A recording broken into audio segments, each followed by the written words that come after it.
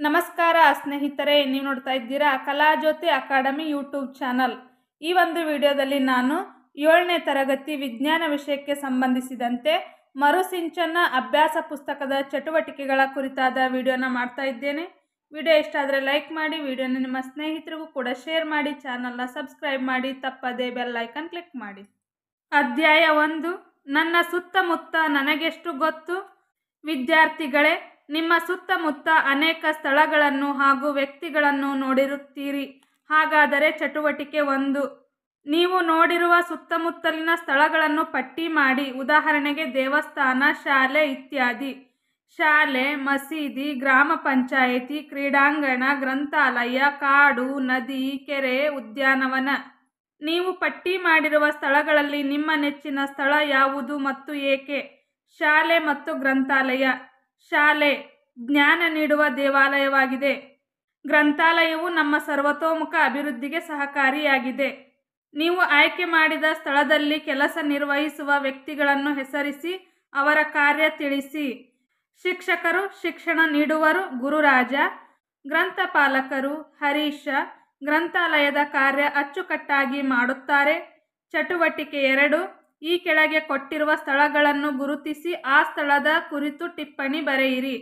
ಇಲ್ಲಿ ಗ್ರಾಮ ಪಂಚಾಯಿತಿ ಕಾರ್ಯಾಲಯದ ಚಿತ್ರವನ್ನು ಕೊಟ್ಟಾರ್ರಿ. ಆ ಗ್ರಾಮ ಪಂಚಾಯಿತಿ ಕಾರ್ಯಾಲಯದ ಕುರಿತು ಬರೀರಿ ಅಂದ್ರೆ ಟಿಪ್ಪಣಿ ಬರಿಬೇಕಂತ. ಗ್ರಾಮ ಪಂಚಾಯಿತಿಯು ಗ್ರಾಮಗಳ ಏಳಿಗೆಗೆ ಸಹಕಾರಿಯಾದ ಕಾರ್ಯಾಲಯವಾಗಿದೆ. ಇಲ್ಲಿ PDO, ಪಂಚಾಯತ್ ಡೆವಲಪ್ಮೆಂಟ್ ಆಫೀಸರ್ ಹಾಗೂ ಇತರರು ಕಾರ್ಯನಿರ್ವಹಿಸುತ್ತಾರೆ. ನೆಕ್ಸ್ಟ್ 2ನೇ ಚಿತ್ರ ದವಾಖಾನೆದೈತಿ, ಹಾಸ್ಪಿಟಲ್. ದವಾಖಾನೆ, ಆಸ್ಪತ್ರೆ, ಹಾಸ್ಪಿಟಲ್. ಜನರ ಆರೋಗ್ಯ ತಪಾಸಣೆ ಮತ್ತು ಅದಕ್ಕೆ ಸೂಕ್ತವಾದ ಚಿಕಿತ್ಸೆಯನ್ನು ಇಲ್ಲಿ ನೀಡುತ್ತಾರೆ. ವೈದ್ಯರು, ಶುಶ್ರೂಷೆಯರು ಕಾರ್ಯನಿರ್ವಹಿಸುತ್ತಾರೆ. ವೈದ್ಯರು ಹಾಗೂ ನರ್ಸ್ಗಳು ಇಲ್ಲಿ ಏನು ಮಾಡ್ತಾರೆ, ಕೆಲಸವನ್ನು ನಿರ್ವಹಿಸ್ತಾರೆ. ಚಟುವಟಿಕೆ 3, ಈ ಕೆಳಗೆ ನೀಡಿರುವ ವ್ಯಕ್ತಿಗಳ ಕಾಯಕವನ್ನು ಗುರುತಿಸಿ ಅವರನ್ನು ಕುರಿತು ಟಿಪ್ಪಣಿ ಬರೆಯಿರಿ. ಇಲ್ಲಿ ರೈತರ ಚಿತ್ರ ಕೊಟ್ಟಾರ, ಟಿಪ್ಪಣಿ ಬರಿಬೇಕಂತ. ರೈತ. ಭಾರತವು ಕೃಷಿ ಪ್ರಧಾನ ದೇಶವಾಗಿದೆ. ಭಾರತದಲ್ಲಿ ಅಧಿಕ ಜನ ಕೃಷಿಯನ್ನು ಅವಲಂಬಿಸಿದ್ದಾರೆ. ರೈತ ದೇಶದ ಬೆನ್ನೆಲುಬು. ಹಸಿದವರಿಗೆ ಆಹಾರ ನೀಡುವ ಶ್ರೇಷ್ಠ ಕಾರ್ಯ ಮಾಡುತ್ತಾನೆ. ನೆಕ್ಸ್ಟ್ ಬಡಿಗರ ಚಿತ್ರ ಕೊಟ್ಟರ.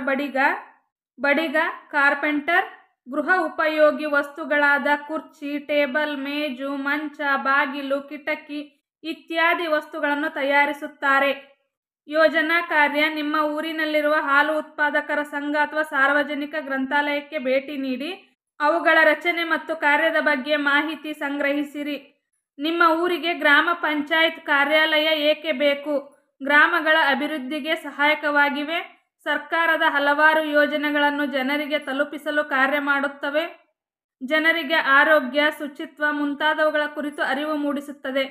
ಇಷ್ಟೇ ಅಲ್ಲದೆ ಇನ್ನೂ ಹಲವು ಕಾರ್ಯಗಳನ್ನು ಗ್ರಾಮ ಪಂಚಾಯಿತಿಯು ನಿರ್ವಹಿಸುತ್ತಾ ಆ ಮೂಲಕ ಗ್ರಾಮಗಳ ಅಭಿವೃದ್ಧಿಯನ್ನು, ಏಳಿಗೆಯನ್ನು ಮಾಡ್ತೈತಿ. ನಿಮ್ಮ ಊರಿನಲ್ಲಿ ಆಸ್ಪತ್ರೆ ಇರದಿದ್ದರೆ ಉಂಟಾಗಬಹುದಾದ ತೊಂದರೆಗಳು ಯಾವುವು? ಜನರ ಅನಾರೋಗ್ಯದ ಸಮಯದಲ್ಲಿ ತುರ್ತು ಚಿಕಿತ್ಸೆ ಸಿಗುತ್ತಿರಲಿಲ್ಲ. ಸಾಂಕ್ರಾಮಿಕ ರೋಗಗಳು ಅತಿ ಹೆಚ್ಚಾಗುತ್ತಿದ್ದವು. ಅನೇಕ ಸಾವು ನೋವುಗಳು ಸಂಭವಿಸುತ್ತಿದ್ದವು. Next question. ಒಂದು ಊರಿಗೆ ದೇವಸ್ಥಾನಕ್ಕಿಂತ ಶಾಲೆ ಹೆಚ್ಚು ಅವಶ್ಯಕ, ವಿವರಿಸಿ. ಒಂದು ಊರಿಗೆ ದೇವಸ್ಥಾನಕ್ಕಿಂತ ಶಾಲೆ ಹೆಚ್ಚು ಅವಶ್ಯಕ, ಏಕೆಂದರೆ ಶಾಲೆ ಒಂದು ಮಗುವಿನ ಸರ್ವತೋಮುಖ ಅಭಿವೃದ್ಧಿಗೆ ಸಹಾಯಕ. ಮಗು ಅಕ್ಷರಸ್ಥನಾಗಿ ತನ್ನ ಜೀವನವನ್ನು ರೂಪಿಸಿಕೊಳ್ಳಲು ಸಹಾಯಕ. 4ನೇ ಪ್ರಶ್ನೆ. ನಿಮಗೆ ಇಷ್ಟವಾದ ಯಾವುದಾದರೂ ಒಂದು ವೃತ್ತಿಯ ಬಗ್ಗೆ ವಿವರಿಸಿ.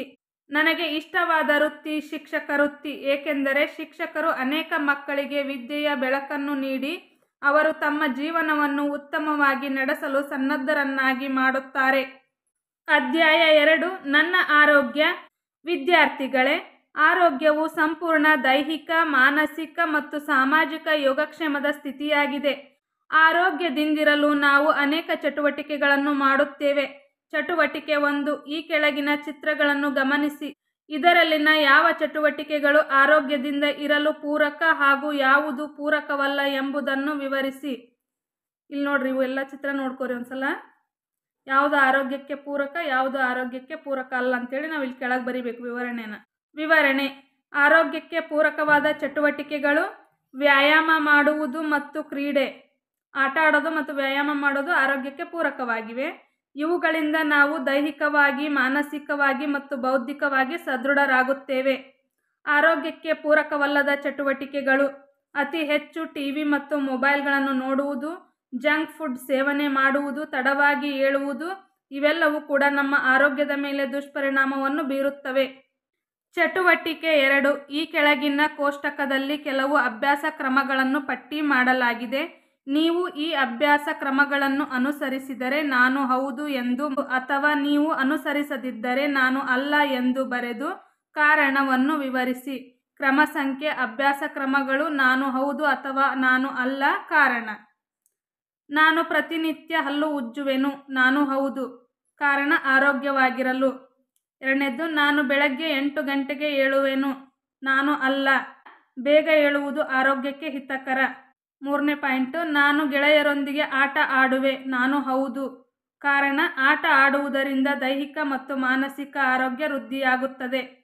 4ನೇ ಪಾಯಿಂಟ್, ನಾನು ಪುಸ್ತಕ ಓದುವೆ ಹಾಗೂ ಒಳ್ಳೆಯ ಮಾತುಗಳನ್ನು ಆಡುವೆ. ನಾನು ಹೌದು. ಪುಸ್ತಕ ಓದುವುದರಿಂದ ನನಗೆ ಜ್ಞಾನ ದೊರೆಯುತ್ತದೆ.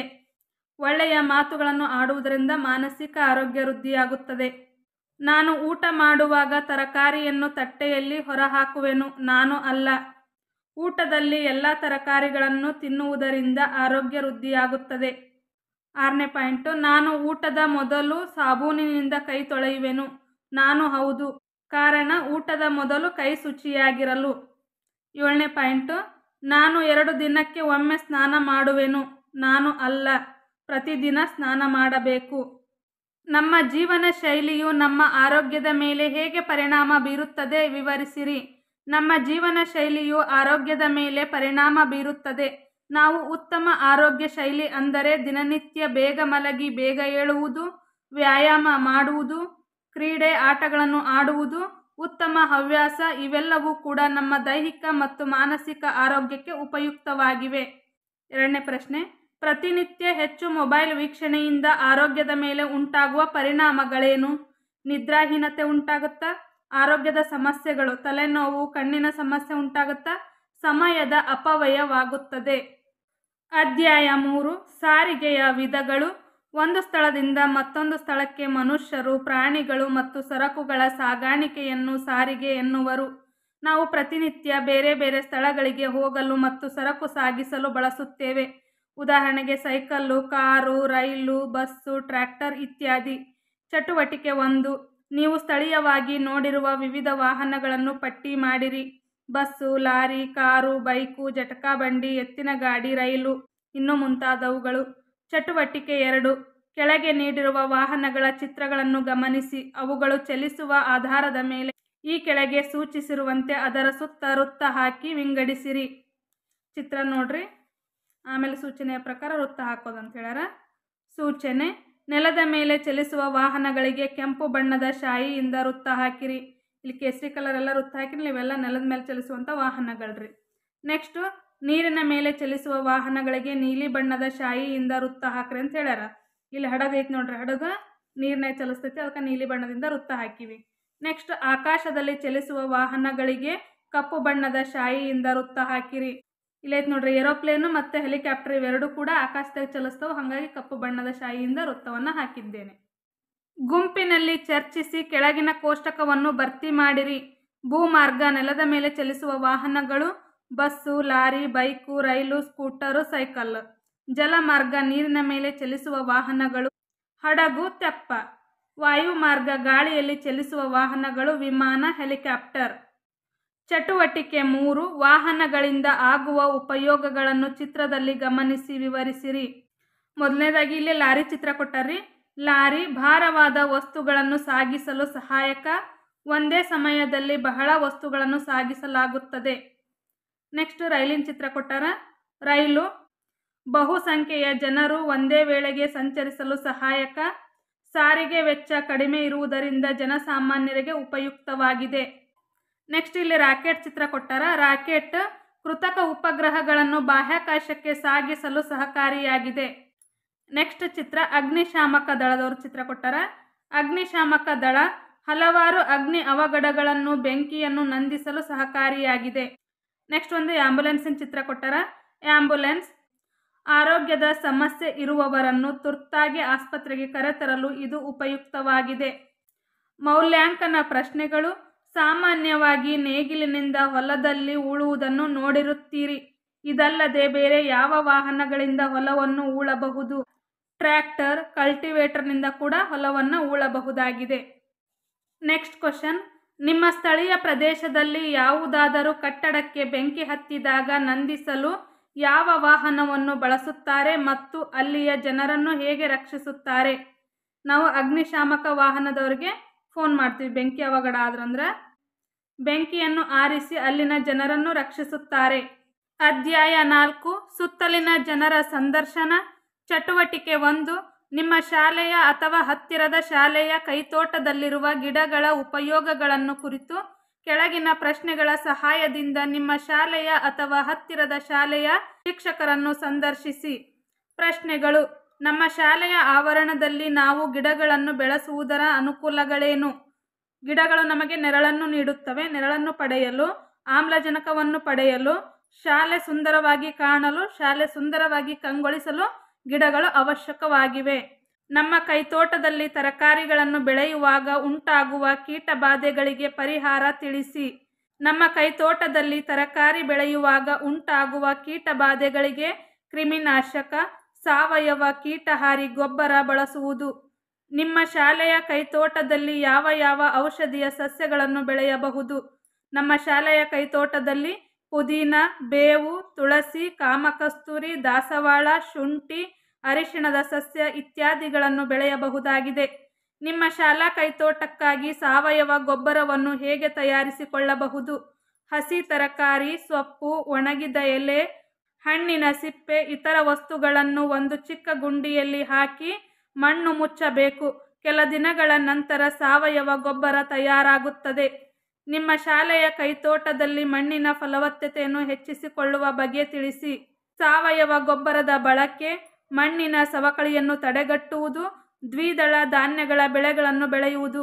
ಹೆಸರು, ಅಲಸಂದಿ, ಉದ್ದು ಮುಂತಾದ ದ್ವಿದಳ ಧಾನ್ಯಗಳು ತಮ್ಮ ಬೇರುಗಳ ಮೂಲಕ ಮಣ್ಣಿಗೆ ನೈಟ್ರೋಜನ್ ಅಂದರೆ ಸಾರಜನಕವನ್ನು ನೀಡುವುದರ ಮೂಲಕ ಮಣ್ಣಿನ ಫಲವತ್ತತೆಯನ್ನು ಹೆಚ್ಚಿಸುತ್ತವೆ.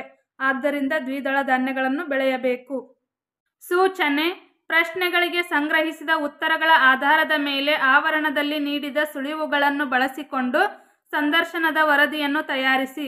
ಸುಳಿವು: ಸಂದರ್ಶನದ ದಿನಾಂಕ, ಸಂದರ್ಶನ ಮಾಡಿದ ಶಿಕ್ಷಕರ ಹೆಸರು, ಪ್ರಶ್ನೆಗಳಿಗೆ ಪಡೆದ ಉತ್ತರಗಳ ಕ್ರೋಢೀಕರಣ, ನಿಮ್ಮ ಒಟ್ಟಾರೆ ಅಭಿಪ್ರಾಯ. ದಿನಾಂಕ 6/11/2024. ಸಂದರ್ಶಕರ ಹೆಸರು ಹರೀಶ.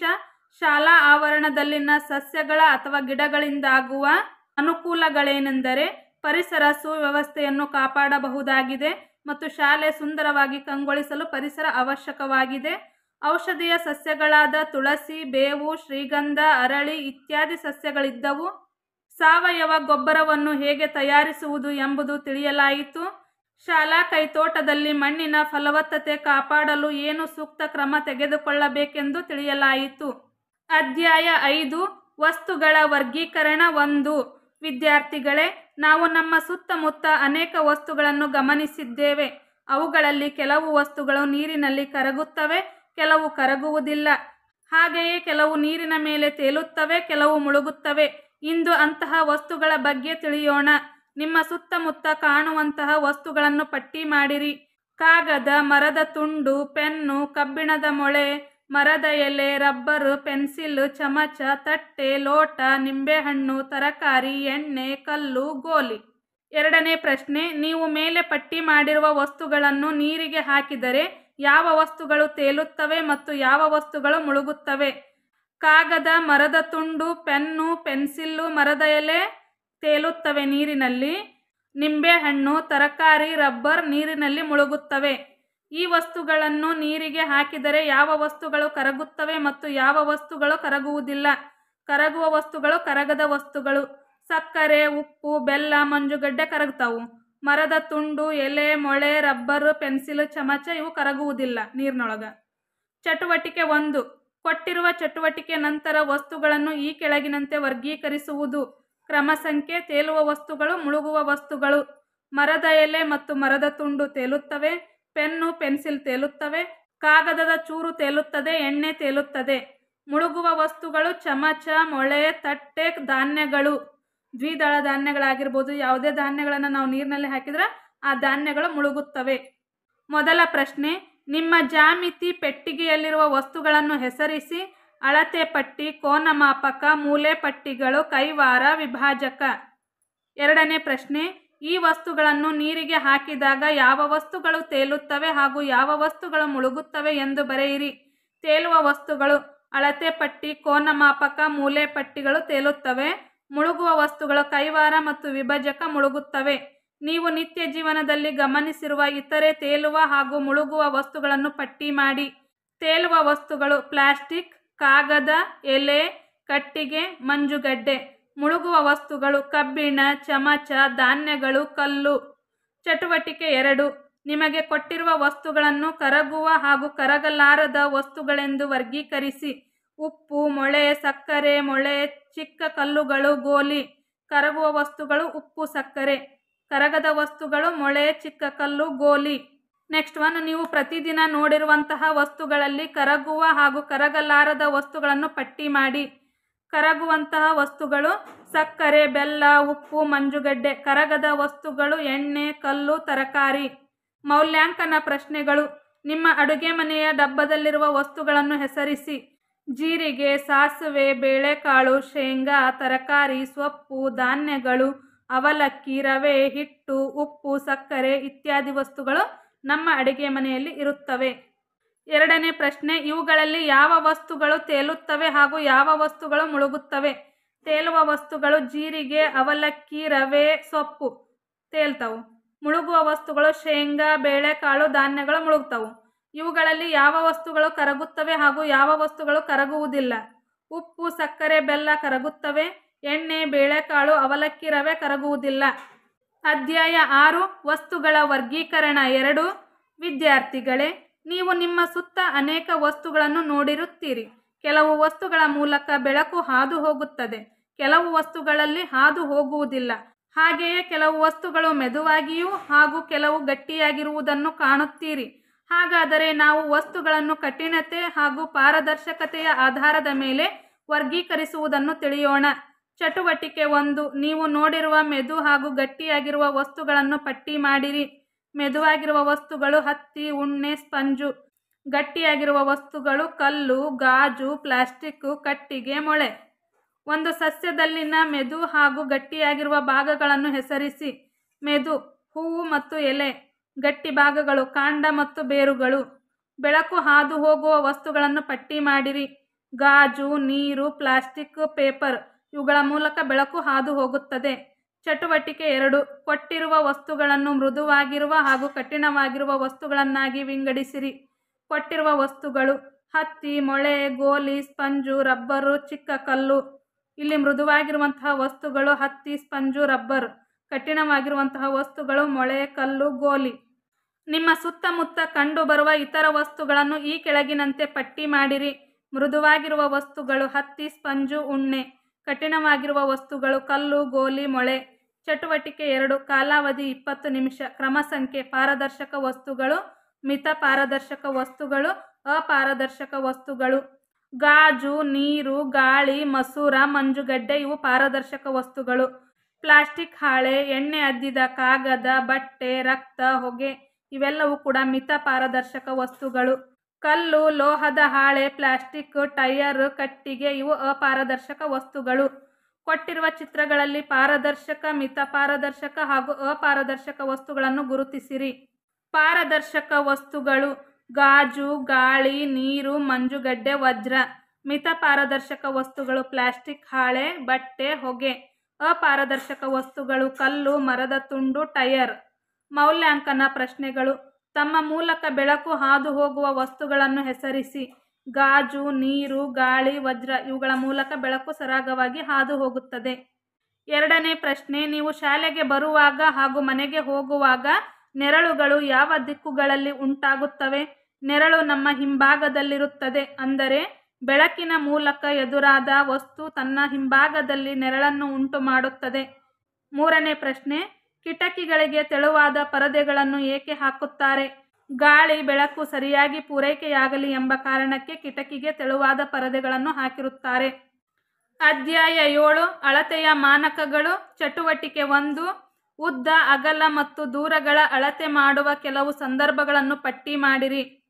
ಊರುಗಳ ನಡುವಿನ ದೂರವನ್ನು ಅಳತೆ ಮಾಡಲು, ವಸ್ತುಗಳ ಉದ್ದ ಅಗಲ ಅಳೆಯಲು, ಬಟ್ಟೆಗಳ ಅಳತೆ ಮಾಡಲು ನಾವು ಉದ್ದ ಅಗಲ ದೂರಗಳನ್ನು ಬಳಕೆ ಮಾಡ್ತೀವಿ. ಎರಡನೇ ಪ್ರಶ್ನೆ, ನಿಮ್ಮ ಶಾಲೆಯಲ್ಲಿ ನೀವು ಕುಳಿತುಕೊಳ್ಳುವ ಡೆಸ್ಕ್ನಲ್ಲಿ ನಿಮ್ಮ ಗಾತ್ರದ ಎಷ್ಟು ವಿದ್ಯಾರ್ಥಿಗಳು ಕುಳಿತುಕೊಳ್ಳಬಹುದು? ನೀವು ಅದನ್ನು ಹೇಗೆ ತಿಳಿಯುವಿರಿ? ಡೆಸ್ಕ್ನ ಅಳತೆಗೆ ಅನುಗುಣವಾಗಿ ವಿದ್ಯಾರ್ಥಿಗಳು ಅವರ ಅಳತೆಯ ಮೇಲೆ ತಿಳಿಯಬಹುದಾಗಿದೆ. ಚಟುವಟಿಕೆ 2, ಶಿಕ್ಷಕರು ಮಾಡಿದ ಗುಂಪುಗಳಲ್ಲಿ ಪ್ರತಿಯೊಬ್ಬರೂ ನಿಮ್ಮ ಕೈಗೇಣನ್ನು ಉದ್ದದ ಮಾನದಂಡದಂತೆ ಬಳಸಿ ನಿಮ್ಮ ತರಗತಿಯ ಕಪ್ಪು ಹಲಗೆಯ ಉದ್ದ ಮತ್ತು ಅಗಲವನ್ನು ಅಳೆದು ನಿಮ್ಮ ವೀಕ್ಷಣೆಗಳನ್ನು ಕೆಳಗಿನ ಕೋಷ್ಟಕದಲ್ಲಿ ದಾಖಲಿಸಿ. ವಿದ್ಯಾರ್ಥಿಗಳ ಹೆಸರು, ಕಪ್ಪು ಹಲಗೆಯ ಉದ್ದ, ಕೈಗೇಣುಗಳ ಸಂಖ್ಯೆ, ಕಪ್ಪು ಹಲಗೆಯ ಅಗಲ, ಕೈಗೇಣುಗಳ ಸಂಖ್ಯೆ. ಹರೀಶ 8, 6, ಗಿರೀಶ 10, 8, ಸಂಗೀತ 9, 7, ಸರೋಜ 12, 8. ನೆಕ್ಸ್ಟ್ ಒನ್, ಶಿಕ್ಷಕರು ಮಾಡಿದ ಗುಂಪುಗಳಲ್ಲಿ ಪ್ರತಿಯೊಬ್ಬರೂ ಒಬ್ಬೊಬ್ಬರಾಗಿ ನಿಮ್ಮ ಪಾದವನ್ನು ಉದ್ದದ ಮಾನದಂತೆ ಬಳಸಿ ನಿಮ್ಮ ತರಗತಿ ಕೋಣೆಯ ಉದ್ದ ಮತ್ತು ಅಗಲವನ್ನು ಅಳೆಯಿರಿ. ಕೆಳಗಿನ ಕೋಷ್ಟಕದಲ್ಲಿ ನಿಮ್ಮ ವೀಕ್ಷಣೆಯನ್ನು ದಾಖಲಿಸಿರಿ. ವಿದ್ಯಾರ್ಥಿಗಳ ಹೆಸರು, ತರಗತಿ ಕೋಣೆಯ ಉದ್ದ, ತರಗತಿ ಕೋಣೆಯ ಅಗಲ. ಸುವರ್ಣ 30 ಹೆಜ್ಜೆ 50 ಹೆಜ್ಜೆ, ಚೇತನ 40 ಹೆಜ್ಜೆ 60 ಹೆಜ್ಜೆ, ಮಧುಮತಿ 35 ಹೆಜ್ಜೆ 45 ಹೆಜ್ಜೆ, ವಾಸವಿ 33 ಹೆಜ್ಜೆ 40 ಹೆಜ್ಜೆ, ಭಾರತಿ 40 ಹೆಜ್ಜೆ 60 ಹೆಜ್ಜೆ, ಸಹನಾ 50 ಹೆಜ್ಜೆ 60 ಹೆಜ್ಜೆ. ಮೂರನೇ ಪ್ರಶ್ನೆ, ಉದ್ದವನ್ನು ಅಳೆಯಲು ಬಳಸುವ ಅನೌಪಚಾರಿಕ ಮಾನದಂಡಗಳನ್ನು ಪಟ್ಟಿ ಮಾಡಿರಿ ಮತ್ತು ಪ್ರತಿಯೊಂದು ನಾವು ಎಲ್ಲಿ ಬಳಸುತ್ತೇವೆ? ಗೇಣು, ಪಾದ, ಮೊಳ, ಮಾರು, ಹೆಜ್ಜೆ. ಅನೌಪಚಾರಿಕ ಅಳತೆಯ ಅನುಕೂಲಗಳು ಮತ್ತು ಅನಾನುಕೂಲಗಳನ್ನು ಪಟ್ಟಿ ಮಾಡಿರಿ. ಅನುಕೂಲ, ಉಪಕರಣಗಳ ಅವಶ್ಯಕತೆ ಇಲ್ಲ. ಅನಾನುಕೂಲ, ವ್ಯಕ್ತಿಯಿಂದ ವ್ಯಕ್ತಿಗೆ ವ್ಯತ್ಯಾಸವಾಗುತ್ತದೆ. ಮೌಲ್ಯಾಂಕನ ಪ್ರಶ್ನೆಗಳು. 1. ಕೈಗೇಣನ್ನು ಬಳಸಿ ಅಳೆಯುವ ವಸ್ತುಗಳನ್ನು ಹೆಸರಿಸಿ. ಪೆನ್ನು, ಹಾಳೆ, ಪುಸ್ತಕ, ಬಾಟಲ್, ಅಂಗಿ. ಎರಡನೇ ಪ್ರಶ್ನೆ, ವಿಶಾಲವಾದ ಪ್ರದೇಶವನ್ನು ಅಥವಾ ಶಾಲಾ ಮೈದಾನ, ಸಭಾಂಗಣ ಅಳೆಯಲು ಯಾವ ಅನೌಪಚಾರಿಕ ಏಕಮಾನವನ್ನು ಬಳಸುವಿರಿ? ಇಲ್ಲ, ಏಕೆಂದರೆ ಶಾಲಾ ಮೈದಾನ, ಸಭಾಂಗಣ ಅತಿ ದೊಡ್ಡದಾಗಿರುತ್ತದೆ. ಅನೌಪಚಾರಿಕ ಏಕಮಾನದಿಂದ ಸರಿಯಾದ ಅಳತೆ ದೊರೆಯುವುದಿಲ್ಲ. ಮೂರನೇ ಪ್ರಶ್ನೆ, ನಿವೇಶನ ಅಳೆಯಲು ಪಾದದ ಮಾನದಂಡ ಸೂಕ್ತವಲ್ಲ ಏಕೆ? ನಿವೇಶನ ಅಳೆಯಲು ಪಾದದ ಮಾನದಂಡ ಸೂಕ್ತವಲ್ಲ ಏಕೆಂದರೆ ಪಾದದಿಂದ ಅಳೆಯುವುದರಿಂದ ನಿವೇಶನದ ಅಳತೆ ಸರಿಯಾಗಿ ಸಿಗುವುದಿಲ್ಲ. ಅಧ್ಯಾಯ 8, ವಸ್ತುಗಳ ನೋಟ ಮತ್ತು ನಕ್ಷೆ. ನಾವು ದಿನನಿತ್ಯ ಅನೇಕ ವಸ್ತುಗಳನ್ನು ಗಮನಿಸುತ್ತೇವೆ ಮತ್ತು ಅವುಗಳನ್ನು ವಿವಿಧ ದಿಕ್ಕಿನಿಂದ ನೋಡಿದಾಗ ಅವುಗಳು ಬೇರೆ ಬೇರೆ ರೀತಿಯ ಆಕಾರದಲ್ಲಿ ಕಾಣುತ್ತವೆ. ಕೆಳಗೆ ನೀಡಿರುವ ವಿವಿಧ ವಸ್ತುಗಳನ್ನು ಗಮನಿಸಿ ಮತ್ತು ಅವುಗಳ ಮೇಲಿನ, ಮುಂಭಾಗ ಮತ್ತು ಪಾರ್ಶ್ವ ನೋಟವನ್ನು ಗುರುತಿಸಿ. ಇಲ್ಲಿ ಒಂದು ದಾಳದ ಚಿತ್ರವನ್ನು ಕೊಟ್ಟಾರ. 2 ಚುಕ್ಕಿ ಇರೋದು ಪಾರ್ಶ್ವ ಭಾಗ, 3 ಚುಕ್ಕಿ ಇರೋದು ಮುಂಭಾಗ, 1 ಚುಕ್ಕಿ ಇರೋದು ಮೇಲ್ಭಾಗ. ನೆಕ್ಸ್ಟ್ ಒಂದು ಮನೆಯ ಚಿತ್ರ ಕೊಟ್ಟಾರ. ಇದು ಮುಂಭಾಗ, ಇದು ಮೇಲಿನ ಭಾಗ, ಇದು ಛಾವಣಿ ಮೇಲಿಯ ಭಾಗ, ಇದು ಪಾರ್ಶ್ವ ಭಾಗ ಈ ಕಡೆ ಇರೋದು. ನೆಕ್ಸ್ಟ್ ಒಂದು ಟೇಬಲ್ನ ಚಿತ್ರ ಕೊಟ್ಟಾರ. ಇದು ಪಾರ್ಶ್ವ ಭಾಗ, ಇದು ಮೇಲಿನ ಭಾಗ ಮತ್ತು ಇದು ಮುಂಭಾಗ. ಒಂದು ಸ್ಥಳದಿಂದ ಗೊತ್ತಿರದ ಇನ್ನೊಂದು ಸ್ಥಳಕ್ಕೆ ತಲುಪಬೇಕಾದರೆ ಆ ಸ್ಥಳದ ಮಾರ್ಗವನ್ನು ಸೂಚಿಸುವ ನಕ್ಷೆ ತಿಳಿಯುವುದು ಅವಶ್ಯಕವಾಗಿದೆ. ಮೊದಲ ಪ್ರಶ್ನೆ, ನಿಮ್ಮ ಮನೆಯಿಂದ ಶಾಲೆಗೆ ಬರುವಾಗ ಗಮನಿಸಿರುವ ಕಟ್ಟಡಗಳನ್ನು, ಉದಾಹರಣೆಗೆ ಆಸ್ಪತ್ರೆ, ಪಟ್ಟಿ ಮಾಡಿರಿ. ಆಫೀಸು, ದವಾಖಾನೆ, ಕಲ್ಯಾಣ ಮಂಟಪ, ಉದ್ಯಾನವನ, ವೃತ್ತ, ಬೇಕರಿ, ಕಿರಾಣಿ ಅಂಗಡಿ, ದೇವಸ್ಥಾನ, ಅಂಚೆ ಕಚೇರಿ, ಗ್ರಾಮ ಪಂಚಾಯಿತಿ. ಎರಡನೇ ಪ್ರಶ್ನೆ, ಈ ಕೆಳಗೆ ನೀಡಿರುವ ವಸ್ತುಗಳ ಚಿತ್ರಗಳನ್ನು ಗಮನಿಸಿ. ಅವುಗಳ ಮೇಲಿನ ನೋಟ, ಪಾರ್ಶ್ವ ನೋಟ ಮತ್ತು ಮುಂಭಾಗದ ನೋಟವನ್ನು ಬಿಡಿಸಿರಿ. ಇಲ್ಲಿ ಒಂದು ದಾಳದ ಚಿತ್ರ ಕೊಟ್ಟರ. ದಾಳದ ಮೇಲಿನ ನೋಟ, ಒಂದು ಗುಡಿಸಲಿನ ಮುಂಭಾಗದ ನೋಟ, ಒಂದು ಬುಗುರಿಯ ಮೇಲಿನ ನೋಟ. ನೆಕ್ಸ್ಟ್ ಒಂದು ಬಾಕ್ಸ್ ಚಿತ್ರ ಕೊಟ್ಟಾರ. ಬಾಕ್ಸಿನ ಪಾರ್ಶ್ವ ನೋಟ, ಒಂದು ಶೆಲ್ ಕೊಟ್ಟಾರ, ಶೆಲ್ಲಿನ ಮೇಲಿನ ನೋಟ, ಈ ಚಿತ್ರದ ಮುಂಭಾಗದ ನೋಟ. ಚಟುವಟಿಕೆ 2, ಈ ಕೆಳಗೆ ನೀಡಿರುವ ಸಂಕೇತಗಳನ್ನು ಬಳಸಿ ನಿಮ್ಮ ಮನೆಯಿಂದ ಶಾಲೆಗೆ ಬರುವ ದಾರಿಯ ಸರಳ ನಕ್ಷೆಯನ್ನು ಬಿಡಿಸಿ. ಮನೆ, ದೇವಸ್ಥಾನ, ಆಸ್ಪತ್ರೆ, ಕಚೇರಿ, ಶಾಲೆ, ನದಿ. ನೋಡ್ರಿ, ಮನೆಯಿಂದ ಸೀದಾ ದೇವಸ್ಥಾನ ಬರ್ತಾ, ಆಮೇಲೆ ಆಸ್ಪತ್ರೆ ಬರ್ತಾ, ಆಮೇಲೆ ಕಚೇರಿ ಬರ್ತಾ, ಕಚೇರಿ ಆದಮೇಲೆ ಶಾಲೆ ಬರ್ತೈತೆ ನಮ್ದು. ಮೌಲ್ಯಾಂಕನ ಪ್ರಶ್ನೆಗಳು. ಮೊದಲ ಪ್ರಶ್ನೆ, ಧ್ವಜಾರೋಹಣಗೊಂಡಿರುವ ರಾಷ್ಟ್ರಧ್ವಜದ ಮುಂಭಾಗದ ನೋಟ ಯಾವ ಆಕಾರದಲ್ಲಿ ಇರುತ್ತದೆ? ಆಯತದ ಆಕಾರದಲ್ಲಿರುತ್ತದೆ. ಎರಡನೇ ಪ್ರಶ್ನೆ, ಆಂಬ್ಯುಲೆನ್ಸ್ ವಾಹನದ ಮುಂಭಾಗದಲ್ಲಿರುವ ಆಂಬ್ಯುಲೆನ್ಸ್ ಪದವನ್ನು ಇಂಗ್ಲಿಷ್ನಲ್ಲಿ ಬರೆಯಿರಿ. ಹಿಂಗೆ ಉಲ್ಟಾ ಕಾಣಿಸುತ್ತಿರೋದು ಮುಂಭಾಗದೊಳಗೆ ಆಂಬ್ಯುಲೆನ್ಸ್ ಅನ್ನೋದು. ಅಧ್ಯಾಯ 9 ನಕ್ಷೆಯಲ್ಲಿ ದಿಕ್ಕು ಗುರುತಿಸುವಿಕೆ. ಚಟುವಟಿಕೆ 1. ಈ ಕೆಳಗಿನ ನಕ್ಷೆಯು ಒಂದು ಶಾಲೆಯ ನಕ್ಷೆಯಾಗಿರುತ್ತದೆ. ಈ ನಕ್ಷೆಯನ್ನು ಗಮನಿಸಿ ನಂತರ ಕೊಟ್ಟಿರುವ ಚಿಹ್ನೆಗಳನ್ನು ಬಳಸಿ ಸ್ಥಳ, ದಿಕ್ಕು ಮತ್ತು ವಸ್ತುವನ್ನು ಗುರುತಿಸಿರಿ. ದಿಕ್ಕುಗಳನ್ನು ಗುರುತಿಸುವ ಚಿಹ್ನೆಗಳು. ಎನ್ ಅಂದರೆ ನಾರ್ತ್ ಉತ್ತರ ದಿಕ್ಕು, ಇ ಅಂದರೆ ಈಸ್ಟ್ ಪೂರ್ವ ದಿಕ್ಕು, ಎಸ್ ಅಂದರೆ ಸೌತ್ ದಕ್ಷಿಣ ದಿಕ್ಕು, ಡಬ್ಲ್ಯೂ ಅಂದರೆ ವೆಸ್ಟ್ ಪಶ್ಚಿಮ ದಿಕ್ಕು. ಸ್ಥಳಗಳನ್ನು ಗುರುತಿಸುವ ಚಿಹ್ನೆಗಳು. ಎಂ ಸಂಗೀತ ಕೊಠಡಿ ಮ್ಯೂಸಿಕ್ ರೂಮ್, ಹೆಚ್ ಮುಖ್ಯ ಕಚೇರಿ ಹೆಡ್ ಆಫೀಸ್, ಜಿ ಆಟದ ಮೈದಾನ ಪ್ಲೇಗ್ರೌಂಡ್, ಎಲ್ ಲೈಬ್ರರಿ ಗ್ರಂಥಾಲಯ, ಪಿ ಉದ್ಯಾನವನ ಪಾರ್ಕ್. ವಸ್ತುಗಳನ್ನು ಗುರುತಿಸಲು ಚಿಹ್ನೆಗಳು. ಒಂದು ನಂಬರ್ ಇದ್ರೆ ಅದು ಬಸ್ ಸ್ಟ್ಯಾಂಡ್, 2 ನಂಬರ್ ಇದ್ರೆ ಕ್ಯಾಂಟೀನು, 3 ನಂಬರ್ ಇದ್ರೆ ಜಿಮ್. ಇದಷ್ಟನ್ನು ಬಳಸ್ಕೊಂಡು ಈ ನಕ್ಷೆ ಒಳಗೆ ನಾವು ಗುರುತಿಸ್ಬೇಕ್ರಿ.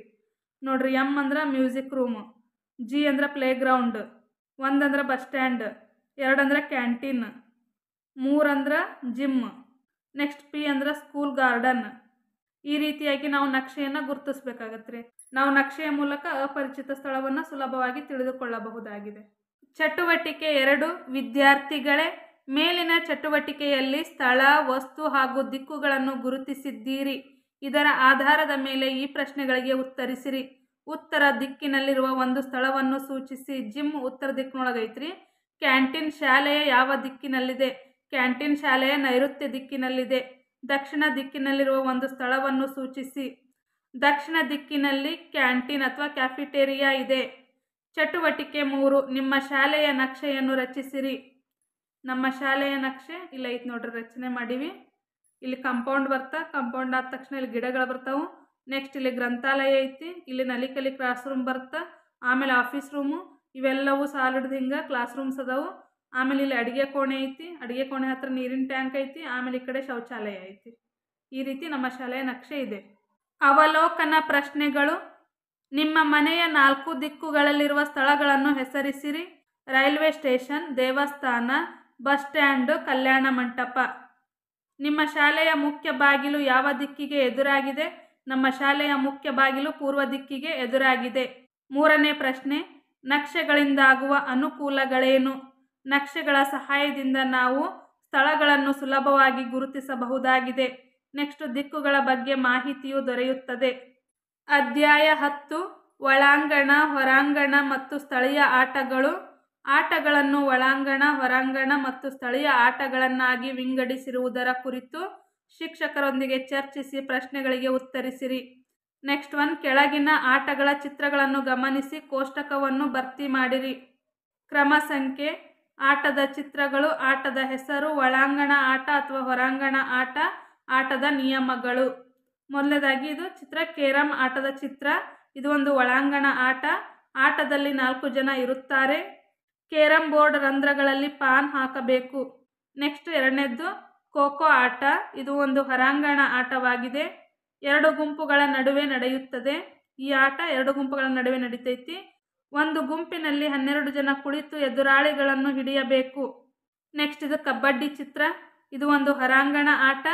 ಕಬಡ್ಡಿ ಕಬಡ್ಡಿ ಎನ್ನುತ್ತಾ ಎದುರಾಳಿಯನ್ನು ಚೇಸ್ ಮಾಡಿ ಹಿಡಿಯುವುದು. ನೆಕ್ಸ್ಟ್ 1 ಟೇಬಲ್ ಟೆನ್ನಿಸ್ ಆಟ. ಇದು ಒಂದು ಒಳಾಂಗಣ ಆಟ. 2 ಜನ ಆಡುವ ಆಟವಾಗಿದೆ. ಬಾಲನ್ನು ಒಬ್ಬರಿಗೊಬ್ಬರು ಹೊಡೆಯುವುದಾಗಿದೆ. ಮೌಲ್ಯಾಂಕನ ಪ್ರಶ್ನೆಗಳು. ಮೊದಲ ಪ್ರಶ್ನೆ, ನಿಮ್ಮ ಊರಿನಲ್ಲಿ ಆಡುವ ಸ್ಥಳೀಯ ಆಟಗಳನ್ನು ಹೆಸರಿಸಿರಿ. ಲಗೋರಿ, ಖೋಖೋ, ಕಬಡ್ಡಿ, ಗಿಲ್ಲಿ ದಾಂಡು, ಅಳಗುಳಿ ಮನೆ ಆಟ. ಆಟವನ್ನು ಆಡುವುದರಿಂದ ಆಗುವ ಪ್ರಯೋಜನಗಳನ್ನು ಬರೆಯಿರಿ. ದೈಹಿಕ ಆರೋಗ್ಯ ವೃದ್ಧಿಯಾಗುತ್ತದೆ, ದೇಹ ಸದೃಢವಾಗುತ್ತದೆ, ಮನರಂಜನೆ ದೊರೆಯುತ್ತದೆ. ಸದೃಢ ದೇಹದಲ್ಲಿ ಸದೃಢ ಮನಸ್ಸಿನ ನಿರ್ಮಾಣವೇ ಶಿಕ್ಷಣ ಎಂಬ ವಾಕ್ಯದಲ್ಲಿ ಆಟದ ಮಹತ್ವವನ್ನು ಹೇಳಲಾಗಿದೆ. ಅಧ್ಯಾಯ 11 ನಕ್ಷೆಯಲ್ಲಿ ಸ್ಥಳ ಗುರುತಿಸುವಿಕೆ. ಚಟುವಟಿಕೆ 1 ಈ ಕೆಳಗೆ ನೀಡಿರುವ ಭಾರತದ ನಕ್ಷೆಯಲ್ಲಿ ಕರ್ನಾಟಕ, ತಮಿಳುನಾಡು, ಕೇರಳ, ದೆಹಲಿ, ಉತ್ತರ ಪ್ರದೇಶ, ತೆಲಂಗಾಣ, ಅಸ್ಸಾಂ, ಗುಜರಾತ್ ರಾಜ್ಯಗಳಿಗೆ ಸೂಕ್ತವಾದ ಬಣ್ಣವನ್ನು ಹಾಕಿ ಗುರುತಿಸಿ. ಇಲ್ಲಿ ನಾನು ರಾಜ್ಯಗಳನ್ನು ಗುರುತಿಸೀನಿ, ಬಟ್ ಬಣ್ಣ ಹಾಕಿಲ್ಲ, ನೀವೇ ಬಣ್ಣ ಹಾಕ್ರಿ. ದೆಹಲಿ, ಉತ್ತರ ಪ್ರದೇಶ, ಅಸ್ಸಾಂ, ಗುಜರಾತ್, ತೆಲಂಗಾಣ, ಕರ್ನಾಟಕ, ಕೇರಳ, ತಮಿಳುನಾಡು. ಈ ಥರ ಮ್ಯಾಪ್ನೊಳಗೆ ನೀವು ಗುರುತಿಸೋದನ್ನು ಪ್ರಾಕ್ಟೀಸ್ ಮಾಡ್ಕೋರಿ. TET ಎಕ್ಸಾಮಲ್ಲಿ ಆಗಿರ್ಬೋದು, GPT ಎಕ್ಸಾಮಲ್ಲಿ ಆಗಿರ್ಬೋದು, ಈ ಥರ ಕ್ವಶನ್ಸ್ಗಳು ಬರ್ತಾವ್ರಿ. ಚಟುವಟಿಕೆ 2, ಈ ಕೆಳಗೆ ನೀಡಿರುವ ಸ್ಮಾರಕಗಳು ಇರುವ ಸ್ಥಳಗಳನ್ನು ಹೆಸರಿಸಿರಿ. ಸ್ಮಾರಕಗಳು, ಸ್ಥಳಗಳು: ತಾಜ್ ಮಹಲ್ ಆಗ್ರಾದಲ್ಲೈತಿ, ಯಮುನಾ ನದಿ ದಂಡೆ ಮೇಲೆ ಐತಿ, ಉತ್ತರ ಪ್ರದೇಶ ರಾಜ್ಯದಲ್ಲಿದೆ. ಈ ಒಂದು ತಾಜ್ ಮಹಲ್ ಅನ್ನು ಮೊಘಲ್ ಚಕ್ರವರ್ತಿಯಾದ ಶಹಜಾನನ್ನು ತನ್ನ ಪ್ರೀತಿಯ ಮಡದಿಯಾದ ಮಮತಾಜ್ಗೋಸ್ಕರ ನಿರ್ಮಾಣ ಮಾಡಿದನು. ಇದು ಅಮೃತ ಶಿಲೆಯಲ್ಲಿ ನಿರ್ಮಾಣವಾದಂಥ ಒಂದು ಸ್ಮಾರಕವಾಗಿದೆ. ಹಂಪಿ ವಿಜಯನಗರ ಸಾಮ್ರಾಜ್ಯದ ರಾಜಧಾನಿಯಾಗಿತ್ತು. ಹೊಸಪೇಟೆಗೆ ವಿಜಯನಗರ ಜಿಲ್ಲೆ ಅಂತ ಮರುನಾಮಕರಣ ಮಾಡ್ಯಾರ, ಕರ್ನಾಟಕ ರಾಜ್ಯದಲ್ಲಿದೆ. ನೆಕ್ಸ್ಟ್ ಕೆಂಪುಕೋಟೆ ದೆಹಲಿಯಲ್ಲಿದೆ. ಕಾಜಿರಂಗ್ ಉದ್ಯಾನವನ ಅಸ್ಸಾಂ ರಾಜ್ಯದಲ್ಲಿದೆ. ಅವಲೋಕನ ಪ್ರಶ್ನೆಗಳು: ಮೊದಲ ಪ್ರಶ್ನೆ, ಸೋಮನಾಥ ದೇವಾಲಯ ಯಾವ ರಾಜ್ಯದಲ್ಲಿದೆ? ಸೋಮನಾಥ ದೇವಾಲಯ ಗುಜರಾತ್ ರಾಜ್ಯದಲ್ಲಿದೆ. ಅಸ್ಸಾಂನಲ್ಲಿರುವ ರಾಷ್ಟ್ರೀಯ ಉದ್ಯಾನವನ ಯಾವುದು? ಕಾಜಿರಂಗ್ ರಾಷ್ಟ್ರೀಯ ಉದ್ಯಾನವನ. ಕೇರಳ ರಾಜ್ಯದ ಪ್ರಾದೇಶಿಕ ಭಾಷೆ ಯಾವುದು? ಕೇರಳ ರಾಜ್ಯದ ಪ್ರಾದೇಶಿಕ ಭಾಷೆ ಮಲಯಾಳಿಯಂ. ನಾಲ್ಕನೇ ಪ್ರಶ್ನೆ, ಕರ್ನಾಟಕದ ಮುಖ್ಯ ಸ್ಮಾರಕಗಳು ಯಾವುವು? ಹಂಪಿ, ಶ್ರವಣಬೆಳಗೊಳ, ಬಾದಾಮಿ, ಐಹೊಳೆ, ಪಟ್ಟದಕಲ್ಲು, ಶ್ರೀರಂಗಪಟ್ಟಣ, ಮೈಸೂರು ಅರಮನೆ ಇನ್ನೂ ಮುಂತಾದ ಸ್ಮಾರಕಗಳು ನಮ್ಮ ಕರ್ನಾಟಕದಲ್ಲಿ ಇವೆ. ಅಧ್ಯಾಯ 12, ಸಾಮಾಜಿಕ ಸಮಸ್ಯೆ ಪರಿಹಾರೋಪಾಯಗಳು. ವಿದ್ಯಾರ್ಥಿಗಳೇ, ನೀವು ಈಗಾಗಲೇ ಮಕ್ಕಳ ಹಕ್ಕುಗಳ ಬಗ್ಗೆ ಶಿಕ್ಷಕರೊಂದಿಗೆ ಚರ್ಚಿಸಿದ್ದೀರಿ. ಹಾಗಾದರೆ ನೀವು ತಿಳಿದಿರುವ ಮಕ್ಕಳ ಹಕ್ಕುಗಳನ್ನು ಪಟ್ಟಿ ಮಾಡಿರಿ. ಶಿಕ್ಷಣದ ಹಕ್ಕು, ರಕ್ಷಣೆಯ ಹಕ್ಕು, ಬದುಕುವ ಹಕ್ಕು, ಸಮಾನತೆಯ ಹಕ್ಕು. ಒಂದು ಮಕ್ಕಳ ಹಕ್ಕನ್ನು ಆಯ್ಕೆ ಮಾಡಿಕೊಳ್ಳಿ. ಕೆಳಗೆ ನೀಡಿರುವ ಖಾಲಿ ಜಾಗದಲ್ಲಿ ಅದಕ್ಕೆ ಸಂಬಂಧಿಸಿದ ಒಂದು ಪೋಸ್ಟರನ್ನು ತಯಾರಿಸಿ. ನಾನಿಲ್ಲೇ ಶೈಕ್ಷಣಿಕ ಹಕ್ಕನ್ನು ಆಯ್ಕೆ ಮಾಡ್ಕೊಂಡಿನಿ. ನಿಮಗೆ ಇಷ್ಟವಾದ ಹಕ್ಕನ್ನು ಆಯ್ಕೆ ಮಾಡಿಕೊಂಡು ಅದಕ್ಕೆ ಸಂಬಂಧಪಟ್ಟಂತೆ ಒಂದು ಪೋಸ್ಟರ್ನ ತಯಾರು ಮಾಡಿರಿ. ನೀವೇ ರಚಿಸಿದ ಪೋಸ್ಟರ್ಗೆ ಸಂಬಂಧಿಸಿದ ವಿಷಯವನ್ನು 2-3 ವಾಕ್ಯಗಳಲ್ಲಿ ವಿವರಿಸಿರಿ. ನಾನು ಶಿಕ್ಷಣದ ಹಕ್ಕು ತೊಗೊಂಡಿಲ್ಲ, ಅದ್ರ ಬಗ್ಗೆ ಬರಿತೀನಿ. ನೀವು ಯಾವ ಹಕ್ಕು ತೊಗೊಂಡಿರ್ತೀರೋ ಅದ್ರ ಬಗ್ಗೆ ಬರೀರಿ. 6ರಿಂದ 14 ವರ್ಷದೊಳಗಿನ ಮಕ್ಕಳಿಗೆ ಉಚಿತ ಮತ್ತು ಕಡ್ಡಾಯ ಶಿಕ್ಷಣವನ್ನು ಪಡೆದುಕೊಳ್ಳುವುದನ್ನು 86ನೇ ಸಂವಿಧಾನಾತ್ಮಕ ತಿದ್ದುಪಡಿಯ ಮೂಲಕ 21A ವಿಧಿಯಲ್ಲಿ ಸೇರಿಸಿದ್ದಾರೆ. ಆ ಮೂಲಕ ಶಿಕ್ಷಣವನ್ನು ಪಡೆಯುವುದು ಮೂಲಭೂತ ಹಕ್ಕಾಗಿದೆ. ಈ ಮುಂದೆ ಒಂದಷ್ಟು ಪಾತ್ರಗಳನ್ನು ನೀಡಲಾಗಿದೆ. ಈ ಪಾತ್ರಗಳು ಹೇಗೆ ನಿತ್ಯ ಜೀವನದಲ್ಲಿ ಮಕ್ಕಳ ಹಕ್ಕುಗಳನ್ನು ಹೇಗೆ ಉಲ್ಲಂಘಿಸುತ್ತವೆ ಎಂಬುದನ್ನು ಬರೆಯಿರಿ. ಮೊದಲನೇದಾಗಿ, ಶಿಕ್ಷಕರು ಮಕ್ಕಳಿಗೆ ದೈಹಿಕ ಶಿಕ್ಷೆ ನೀಡುವುದು. ಗೆಳೆಯರು ಇತರ ಮಕ್ಕಳೊಂದಿಗೆ ಸಮಾನತೆಯಿಂದ ವರ್ತಿಸದಿರುವುದು. ಪೋಷಕರು ಮಕ್ಕಳನ್ನು ಕೆಲಸಕ್ಕೆ ಕಳಿಸುವುದು. ಪೊಲೀಸರು ಬಾಲಾಪರಾಧಿಗಳನ್ನು ಶಿಕ್ಷಿಸುವುದು. ಡಾಕ್ಟರ್ ಸರಿಯಾಗಿ ಚಿಕಿತ್ಸೆ ನೀಡದಿರುವುದು. ಈ ಮೂಲಕ ಏನು ಮಾಡ್ತಾರೆ? ಮಕ್ಕಳ ಹಕ್ಕುಗಳನ್ನು ಇವರು ಉಲ್ಲಂಘನೆಯನ್ನು ಮಾಡ್ತಾರೆ. ನನ್ನ ಕಲಿಕೆಯ ಅವಲೋಕನ: ಶಾಲೆಯನ್ನು ಬಿಟ್ಟು ಕೆಲಸಕ್ಕೆ ಹೋಗುವುದು. ಈ ಮಕ್ಕಳ ಹಕ್ಕುಗಳ ಉಲ್ಲಂಘನೆಯ ಕುರಿತಂತೆ ನಿಮ್ಮ ಸ್ಥಳೀಯ ಜನಪ್ರತಿನಿಧಿಗಳಿಗೆ ಅಥವಾ ಗ್ರಾಮ ಪಂಚಾಯಿತಿ ಅಧ್ಯಕ್ಷರಿಗೆ ಅಥವಾ ಮಹಿಳಾ ಮತ್ತು ಮಕ್ಕಳ ಕಲ್ಯಾಣ ಇಲಾಖೆಗೆ ಒಂದು ಪತ್ರವನ್ನು ಬರೆಯಿರಿ. ನಾನಿಲ್ಲೇ ಗ್ರಾಮ ಪಂಚಾಯತಿಗೆ ಒಂದು ಪತ್ರ ಬರ್ದೀನಿ. ನೀವು ಬೇರೆ ಯಾರಿಗೆ ಇಲ್ಲಿ ಕೊಟ್ಟಂತ ಯಾರಿಗೆ ಬೇಕಾದರೂ ಪತ್ರವನ್ನು ಬರೀಬಹುದು. ಅಧ್ಯಕ್ಷರು, ಗ್ರಾಮ ಪಂಚಾಯಿತಿ ಮಂಡಲಗಿರಿ. ವಿಷಯ: ಮಕ್ಕಳ ಹಕ್ಕುಗಳ ರಕ್ಷಣೆಯ ಕುರಿತು. ಮಾನ್ಯರೇ, ಇತ್ತೀಚಿನ ದಿನಗಳಲ್ಲಿ ನಮ್ಮ ಊರಿನಲ್ಲಿ ಮಕ್ಕಳ ಹಕ್ಕುಗಳ ಉಲ್ಲಂಘನೆ ಅತಿಯಾಗಿದ್ದು, ಇದನ್ನು ತಡೆಯಲು ಕ್ರಮ ವಹಿಸಬೇಕಾಗಿ ವಿನಂತಿ. ಧನ್ಯವಾದಗಳೊಂದಿಗೆ ಇಂತಿ ನಿಮ್ಮ ವಿಶ್ವಾಸಿ XYZ. ಇಲ್ಲಿ ನೀವೇನಾದ್ರೂ ನಿಮ್ಮ ಹೆಸರು ಬರೀಬೇಕು. ಪೂರಕ ಕಲಿಕಾ ಹಂತ. ಅಧ್ಯಾಯ 1, ನನ್ನ ಆಹಾರ. ನಮ್ಮ ಜೀವನ ಶೈಲಿಯ ಬಗ್ಗೆ ಈಗಾಗಲೇ ನೀವು ತಿಳಿದಿರುವಿರಿ. ನಾವು ಕೇವಲ ಚಟುವಟಿಕೆಯಿಂದ ಇದ್ದರಷ್ಟೇ ಸಾಲದು. ನಾವು ಸೇವಿಸುವ ಆಹಾರವು ಪೂರಕವಾಗಿರಬೇಕು. ಚಟುವಟಿಕೆ 1, ಈ ಕೆಳಗಿನ ಆಹಾರ ಪದಾರ್ಥಗಳಲ್ಲಿ ನಿಮ್ಮ ಆರೋಗ್ಯಕ್ಕೆ ಪೂರಕವಾದ ಆಹಾರ ಯಾವುದು ಮತ್ತು ಏಕೆ ವಿವರಿಸಿರಿ. ಇಲ್ಲೇ ಹಣ್ಣು, ಹಾಲು, ತರಕಾರಿ ಎಲ್ಲ ಅದಾವ್ರಿ. ಇಲ್ಲೇ ಪಿಜ್ಜಾ, ಬರ್ಗರ್, ಬ್ರೆಡ್, ಜ್ಯೂಸು ಆ ಥರದ್ವೆಲ್ಲ ಅದಾವು. ಇವೆರಡರೊಳಗೆ ಯಾವ ನಿಮ್ಮ ಆರೋಗ್ಯಕ್ಕೆ ಪೂರಕವಾಗ್ಯಾವು? ವಿವರಣೆ: ನಮ್ಮ ಆರೋಗ್ಯಕ್ಕೆ ಪೂರಕವಾದ ಆಹಾರ ಹಾಲು, ಹಣ್ಣು, ತರಕಾರಿಗಳು, ಧಾನ್ಯಗಳು ಮುಂತಾದವುಗಳು. ಇವು ನಮ್ಮ ದೇಹಕ್ಕೆ ಅಗತ್ಯವಾದ ಪೋಷಕಾಂಶಗಳನ್ನು ನೀಡುತ್ತವೆ.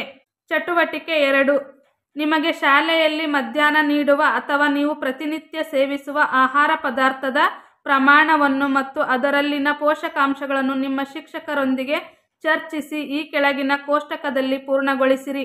ಕ್ರಮ ಸಂಖ್ಯೆ: ಆಹಾರ ಪದಾರ್ಥಗಳು, ಪ್ರಮಾಣ ಗ್ರಾಮ್ಗಳಲ್ಲಿ, ಪೋಷಕಾಂಶಗಳು.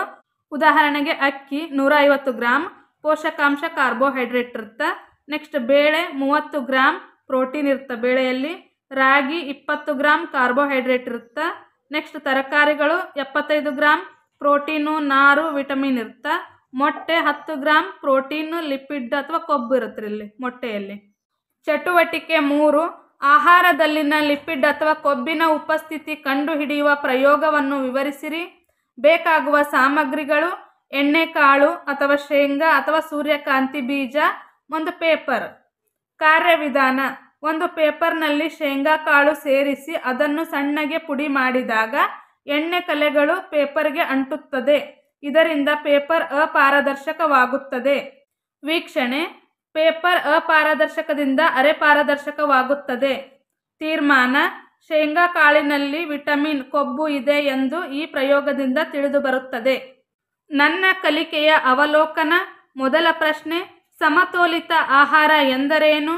ನಮ್ಮ ದೇಹಕ್ಕೆ ಅವಶ್ಯಕವಾದ ಎಲ್ಲ ಪೋಷಕಾಂಶಗಳನ್ನು ನಿರ್ದಿಷ್ಟ ಪ್ರಮಾಣದಲ್ಲಿ ಒದಗಿಸುವುದರ ಜೊತೆಗೆ ಸಾಕಷ್ಟು ಪ್ರಮಾಣದ ನಾರು ಮತ್ತು ನೀರನ್ನು ಒದಗಿಸುವುದಕ್ಕೆ ಸಮತೋಲನ ಆಹಾರ ಎನ್ನುವರು. ಎರಡನೇ ಪ್ರಶ್ನೆ: ಆಹಾರದಲ್ಲಿನ ನಾರಿನ ಮಹತ್ವವನ್ನು ವಿವರಿಸಿರಿ. ಜೀರ್ಣವಾಗದ ಆಹಾರವನ್ನು ನಮ್ಮ ದೇಹ ಹೊರಹಾಕಲು ನಾರು ಪದಾರ್ಥ ಸಹಕರಿಸುತ್ತದೆ. ಅಧ್ಯಾಯ 2: ಆಹಾರ, ಆರೋಗ್ಯ ಮತ್ತು ಕಾಯಿಲೆಗಳು. ವಿದ್ಯಾರ್ಥಿಗಳೇ, ಸಮತೋಲಿತ ಆಹಾರದ ಬಗ್ಗೆ ತಿಳಿದಿರುವಿರಿ. ನಮ್ಮ ಆಹಾರದಲ್ಲಿ ಪೋಷಕಾಂಶಗಳ ಮಹತ್ವ ಹಾಗೂ ನ್ಯೂನ ಪೋಷಣೆಗಳಿಗೆ ಸಂಬಂಧಿಸಿದ ಈ ಕೆಳಗಿನ ಚಟುವಟಿಕೆಗಳನ್ನು ಪೂರ್ಣಗೊಳಿಸಿರಿ. ಚಟುವಟಿಕೆ 1: ಅಧ್ಯಾಯ 1ರ ಚಟುವಟಿಕೆ 2ರ ಕೋಷ್ಟಕದಲ್ಲಿ ಪಟ್ಟಿ ಮಾಡಿದ ಪೋಷಕಾಂಶಗಳ ಪೋಷಣಾ ಮಹತ್ವವನ್ನು ವಿವರಿಸಿರಿ. ಪೋಷಕಾಂಶಗಳು ಪೋಷಣಾ ಮಹತ್ವ: ಕಾರ್ಬೋಹೈಡ್ರೇಟ್, ಕೊಬ್ಬು ಅಥವಾ ಲಿಪಿಡ್ ದೇಹಕ್ಕೆ ಮುಖ್ಯವಾದ ಶಕ್ತಿಯನ್ನು ಒದಗಿಸುತ್ತದೆ. ಖನಿಜಗಳು, ಪ್ರೋಟೀನ್ ದೇಹದ ಬೆಳವಣಿಗೆ ಮತ್ತು ನಿರ್ವಹಣೆಯ ಕಾರ್ಯವನ್ನು ಮಾಡುತ್ತವೆ. ವಿಟಮಿನ್ ದೇಹಕ್ಕೆ ರೋಗ ಬರದಂತೆ ರಕ್ಷಣೆಯನ್ನು ನೀಡುತ್ತವೆ. ನೀರು ದೇಹವು ಆಹಾರದಿಂದ ಪೋಷಕಾಂಶಗಳನ್ನು ಹೀರಿಕೊಳ್ಳಲು ಸಹಕರಿಸುತ್ತದೆ. ನಾರು ಜೀರ್ಣವಾಗದ ಆಹಾರವನ್ನು ದೇಹದಿಂದ ಹೊರಹಾಕಲು ಸಹಕಾರಿಯಾಗಿದೆ. ಚಟುವಟಿಕೆ 2: ನಾವು ಸೇವಿಸುವ ಆಹಾರದಲ್ಲಿ ಪೋಷಕಾಂಶಗಳ ಕೊರತೆ ಇದ್ದರೆ ವಿವಿಧ ನ್ಯೂನತಾ ಕಾಯಿಲೆಗಳಿಗೆ ತುತ್ತಾಗುತ್ತೇವೆ. ಹಾಗಾದರೆ ನಿಮ್ಮ ಶಿಕ್ಷಕರೊಂದಿಗೆ ನ್ಯೂನತಾ ಕಾಯಿಲೆಗಳು ಮತ್ತು ಅವುಗಳ ಲಕ್ಷಣಗಳ ಕುರಿತು ಚರ್ಚಿಸಿರಿ. ಈ ಕೆಳಗಿನ ಕೋಷ್ಟಕವನ್ನು ಪೂರ್ಣಗೊಳಿಸಿರಿ. ಪೋಷಕಾಂಶ ನ್ಯೂನತಾ ಕಾಯಿಲೆ ಲಕ್ಷಣಗಳು. ಮೊದಲನೇದಾಗಿ ವಿಟಮಿನ್ ಎ ಪೋಷಕಾಂಶದ ಕೊರತೆಯಿಂದ ವಿಟಮಿನ್ ಎ ಕೊರತೆಯಿಂದ ದೃಷ್ಟಿ ಕಳೆದುಕೊಳ್ಳುವುದು ಅಥವಾ ಅಂಧತ್ವ ಉಂಟಾಗುತ್ತದೆ. ಇದರ ಲಕ್ಷಣ ಏನಪ್ಪ ಅಂದ್ರೆ ದೃಷ್ಟಿಯ ಕೊರತೆ, ರಾತ್ರಿ ಸಮಯದಲ್ಲಿ ಕಣ್ಣು ಕಾಣದಿರುವುದು. ವಿಟಮಿನ್ B1ನ ಕೊರತೆಯಿಂದ ಬೇರೆ ಬೇರೆ ರೋಗ ಬರುತ್ತಾ. ಇದರ ಲಕ್ಷಣಗಳೇನಪ್ಪ ಅಂದ್ರೆ ಸ್ನಾಯುಗಳು ಬಲಹೀನವಾಗುವುದು, ಶಕ್ತಿ ಕಡಿಮೆಯಾಗುವುದು. ವಿಟಮಿನ್ ಸಿಯ ಕೊರತೆಯಿಂದ ಸ್ಕರ್ವಿ ರೋಗ ಬರುತ್ತದೆ. ಇದರ ಲಕ್ಷಣಗಳು ಒಸಡುಗಳಲ್ಲಿ ರಕ್ತಸ್ರಾವ, ಗಾಯ ಮಾಯಲು ಹೆಚ್ಚು ಕಾಲಾವಕಾಶ ತೆಗೆದುಕೊಳ್ಳುತ್ತದೆ. ವಿಟಮಿನ್ ಡಿ ಕೊರತೆಯಿಂದ ರಿಕೆಟ್ಸ್ ರೋಗ ಬರುತ್ತಾ. ಇದರಿಂದ ಮೂಳೆಗಳು ಮೃದುವಾಗುವುದು ಹಾಗೂ ಬಾಗುವುದು ಉಂಟಾಗುತ್ತಾ. ನೆಕ್ಸ್ಟ್ ಒನ್ ಕ್ಯಾಲ್ಸಿಯಂ ಕೊರತೆಯಿಂದ ಯಾವ ಕಾಯಿಲೆ ಬರುತ್ತಾ? ಮೂಳೆ ಮತ್ತು ಹಲ್ಲುಗಳು ಕ್ಷೀಣಿಸುವುದು. ಇದರ ಲಕ್ಷಣಗಳೇನಪ್ಪ ಅಂದ್ರೆ ಮೂಳೆಗಳು ಬಲಹೀನವಾಗುವುದು, ಹಲ್ಲುಗಳು ಕ್ಷೀಣಿಸುವುದು. ನೆಕ್ಸ್ಟ್ ಕಬ್ಬಿಣಾಂಶದ ಕೊರತೆಯಿಂದ ರಕ್ತಹೀನತೆ ಉಂಟಾಗುತ್ತಾ. ಇದರ ಲಕ್ಷಣ ಸುಸ್ತಾಗುವುದು. ನನ್ನ ಕಲಿಕೆಯ ಅವಲೋಕನ. ಮೊದಲ ಪ್ರಶ್ನೆ: ಕಾರ್ಬೋಹೈಡ್ರೇಟ್ ಹಾಗೂ ಪ್ರೋಟೀನ್ಗಳು ಹೇಗೆ ಭಿನ್ನವಾಗಿವೆ? ಕಾರ್ಬೋಹೈಡ್ರೇಟ್ಗಳು ದೇಹಕ್ಕೆ ಶಕ್ತಿಯನ್ನು ಕೊಡುವ ಆಹಾರ ಪದಾರ್ಥಗಳಾಗಿವೆ. ಪ್ರೋಟೀನ್ಗಳು ದೇಹದ ಬೆಳವಣಿಗೆ ಮತ್ತು ನಿರ್ವಹಣೆಗೆ ಅವಶ್ಯಕವಾಗಿವೆ. ಎರಡನೇ ಪ್ರಶ್ನೆ: ನ್ಯೂನತಾ ಕಾಯಿಲೆಗಳು ಎಂದರೇನು? ಯಾವುದಾದರೂ 2 ನ್ಯೂನತಾ ಕಾಯಿಲೆಗಳನ್ನು ವಿವರಿಸಿರಿ. ಪೋಷಕಾಂಶಗಳ ಕೊರತೆಯಿಂದ ಬರುವ ಕಾಯಿಲೆಗಳಿಗೆ ನ್ಯೂನತಾ ಕಾಯಿಲೆಗಳು ಎನ್ನುವರು. ರಿಕೆಟ್ಸ್ ಮೃದು ಮೂಳೆ ರೋಗ, ಸ್ಕರ್ವಿ ರೋಗ, ಇರುಳುಗುರುಡುತನ. ರಿಕೆಟ್ಸ್ ರೋಗ ವಿಟಮಿನ್ ಡಿ ಕೊರತೆಯಿಂದ ಬರುತ್ತಾ. ಸ್ಕರ್ವಿ ರೋಗ ವಿಟಮಿನ್ ಸಿ ಕೊರತೆಯಿಂದ ಬರುತ್ತಾ. ಇರುಳುಗುರುಡುತನ ವಿಟಮಿನ್ ಎ ಕೊರತೆಯಿಂದ ಬರುತ್ತದೆ. ಅಧ್ಯಾಯ 3: ದ್ಯುತಿ ಸಂಶ್ಲೇಷಣೆ. ವಿದ್ಯಾರ್ಥಿಗಳೇ, ನಿತ್ಯ ಜೀವನದಲ್ಲಿ ನಾವು ಬಳಸುತ್ತಿರುವ ವಸ್ತುಗಳ ಮೂಲಗಳ ಬಗ್ಗೆ ನಾವು ತಿಳಿದುಕೊಳ್ಳುವ ಅವಶ್ಯಕತೆ ಇದೆ. ಅದರಲ್ಲಿ ನಾವು ಸೇವಿಸುವ ಆಹಾರದ ಮೂಲಗಳ ಬಗ್ಗೆ ತಿಳಿಯೋಣ. ಚಟುವಟಿಕೆ 1: ಕೆಳಗೆ ನೀಡಿರುವ ಸಸ್ಯದ ಭಾಗಗಳನ್ನು ಗುರುತಿಸಿರಿ. ಎಲೆ, ಹೂವು, ಕಾಂಡ, ಹಣ್ಣು, ಬೇರು. ಚಟುವಟಿಕೆ 2: ಮೇಲಿನ ಚಟುವಟಿಕೆಯಲ್ಲಿ ಗುರುತಿಸಿರುವ ಸಸ್ಯದ ಭಾಗಗಳ ಕಾರ್ಯಗಳನ್ನು ವಿವರಿಸಿರಿ. ಸಸ್ಯದ ಭಾಗಗಳು ಮತ್ತು ಕಾರ್ಯಗಳು. ಬೇರು ಮಣ್ಣಿನಿಂದ ಪೋಷಕಾಂಶ ಮತ್ತು ನೀರನ್ನು ಹೀರುತ್ತದೆ. ಎಲೆ ದ್ಯುತಿ ಸಂಶ್ಲೇಷಣೆಯ ಮೂಲಕ ಆಹಾರವನ್ನು ತಯಾರಿಸುತ್ತದೆ. ಕಾಂಡ ಬೇರಿನಿಂದ ಎಲೆಗಳಿಗೆ ನೀರು ಮತ್ತು ಪೋಷಕಾಂಶಗಳನ್ನು ಮತ್ತು ಎಲೆಯಿಂದ ಆಹಾರವನ್ನು ಸಸ್ಯದ ಎಲ್ಲ ಭಾಗಗಳಿಗೆ ಸರಬರಾಜು ಮಾಡುವ ಕೆಲಸವನ್ನು ಮಾಡ್ತೈತಿ. ಹೂವು ಸಸ್ಯಗಳ ಸಂತಾನೋತ್ಪತ್ತಿಗೆ ಸಹಕರಿಸುತ್ತದೆ. ಹಣ್ಣು ಬೀಜಗಳನ್ನು ಕೊಡುತ್ತದೆ. ಚಟುವಟಿಕೆ 3 ಸಸ್ಯದ ಎಲೆಯ ಭಾಗದಲ್ಲಿ ಆಹಾರವು ತಯಾರಿಸಲ್ಪಡುತ್ತದೆ. ಎಲೆಯ ಅಡ್ಡ ಸೀಳಿಕೆಯ ಅಂದವಾದ ಚಿತ್ರವನ್ನು ಬರೆದು ಭಾಗಗಳನ್ನು ಗುರುತಿಸಿರಿ. ಎಲೆಯ ಅಡ್ಡ ಸೀಳಿಕೆಯ ಚಿತ್ರವನ್ನು ನೀವೇ ಬರೆದು ಭಾಗಗಳನ್ನು ಗುರುತಿಸಿರಿ. ನೆಕ್ಸ್ಟ್ ಚಟುವಟಿಕೆ 4 ಮುಂದೆ ನೀಡಲಾದ ಚಿತ್ರದಲ್ಲಿ ದ್ಯುತಿ ಸಂಶ್ಲೇಷಣೆಗೆ ಅಗತ್ಯವಾದ ಕಚ್ಚಾ ವಸ್ತುಗಳು ಹಾಗೂ ಉತ್ಪನ್ನಗಳನ್ನು ಗುರುತಿಸಿ ಕೋಷ್ಟಕವನ್ನು ಪೂರ್ಣಗೊಳಿಸಿರಿ. ಎ ಅಂದ್ರೆ ಸೂರ್ಯನ ಬೆಳಕು, ಬಿ ಅಂದ್ರೆ ಆಕ್ಸಿಜನ್, ಇ ಅಂದ್ರೆ ನೀರು ಮತ್ತು ಖನಿಜ ಲವಣಾಂಶಗಳನ್ನು ಹೀರ್ಕೊಳ್ಳುತ್ತಾ ಕಾರ್ಬನ್ ಡೈಆಕ್ಸೈಡ್, ಸಿ ಅಂದ್ರೆ ಓ ಅಂದ್ರೆ ಆಕ್ಸಿಜನ್. ಕ್ರಮ ಸಂಖ್ಯೆ: ಭಾಗ ಕಚ್ಚಾ ವಸ್ತು ಅಥವಾ ಉತ್ಪನ್ನ. ಎ ಭಾಗ ಸೂರ್ಯನ ಬೆಳಕು, ಬಿ ಭಾಗ ಸಕ್ಕರೆ ಶುಗರ್ ಕ್ಲೋರೋಫಿಲ್, ಸಿ ಭಾಗ carbon dioxide, D oxygen, E ನೀರು ಮತ್ತು ಪೋಷಕಾಂಶ. ನನ್ನ ಕಲಿಕೆಯ ಅವಲೋಕನ. ಮೊದಲನೇ ಪ್ರಶ್ನೆ, ಸಸ್ಯಗಳ ಅಡುಗೆ ಮನೆ ಯಾವುದು? ಸಸ್ಯಗಳ ಅಡುಗೆ ಮನೆ ಎಲೆಯಾಗಿದೆ. ಸಸ್ಯಗಳಲ್ಲಿ ಪತ್ರರಂಧ್ರಗಳ ಕಾರ್ಯವೇನು? ಸಸ್ಯದಲ್ಲಿ ಅನಿಲಗಳ ವಿನಿಮಯ ಕಾರ್ಯವನ್ನು ಮಾಡುತ್ತದೆ. ಸಸ್ಯದಲ್ಲಿನ ರಂಧ್ರಗಳು ತೆರೆಯುವಿಕೆ ಮತ್ತು ಮುಚ್ಚುವಿಕೆಯ ಕಾರ್ಯವನ್ನು ಮಾಡುತ್ತದೆ. ಸಸ್ಯಗಳಿಗೆ ನೀರು ಹೇಗೆ ಸರಬರಾಜು ಆಗುತ್ತದೆ? ಸಸ್ಯಗಳಿಗೆ ನೀರು ಬೇರಿನ ಮೂಲಕ ಹೀರಿಕೆಯಾಗಿ ಕಾಂಡದ ಮೂಲಕ ಸಸ್ಯದ ಎಲ್ಲ ಭಾಗಗಳಿಗೂ ಸರಬರಾಜಾಗುತ್ತದೆ. ದ್ಯುತಿ ಸಂಶ್ಲೇಷಣೆಯ ರಾಸಾಯನಿಕ ಸಮೀಕರಣವನ್ನು ಬರೆಯಿರಿ. 6CO2 + 6H2O ಲೈಟ್ ಬೆಳಕು ಕ್ಲೋರೋಫಿಲ್, C6H12O6 + 6O2. ಅಧ್ಯಾಯ 4 ಪೋಷಣೆಯ ವಿಧಗಳು.